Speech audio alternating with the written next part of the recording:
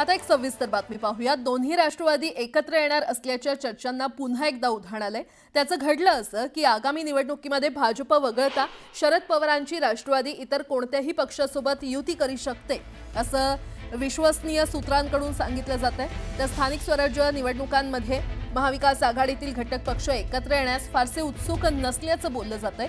त्यात शरद पवारांच्या राष्ट्रवादी काँग्रेसमध्ये स्थानिक युती संदर्भातले सर्व अधिकार स्थानिक नेत्यांना देण्यात येणार आहेत। म्हणजे भाजप वगळता शरद पवारांची राष्ट्रवादी इतर कोणत्याही पक्षासोबत युती करू शकतं। त्यात काही दिवसांपूर्वी भविष्यात दोन्ही राष्ट्रवादी एकत्र आल्यास आश्चर्य वाटणार नाही आणि युती संदर्भातले निर्णय सुप्रिया सुळे घेतील असं सूचक विधान शरद पवार यांनी केलं होतं।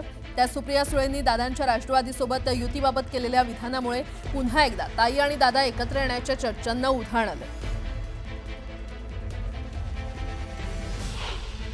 एखाद्या पालिकेत दादांसोबत जायची वेळ आली तर मग तुम्ही तयार असणार का सगळे? आता बघा, आता पाऊस पडला तर मी रेनकोट घालणार का छत्री, यातून मी निर्णय घेतलेला नाही। एखाद्या पालिकेत दादांसोबत जायची वेळ आली तर मग तुम्ही तयार असणार का सगळे? आता बघा, आता पाऊस पडला तर मी रेनकोट घालणार का छत्री, यातून मी निर्णय घेतलेला नाही।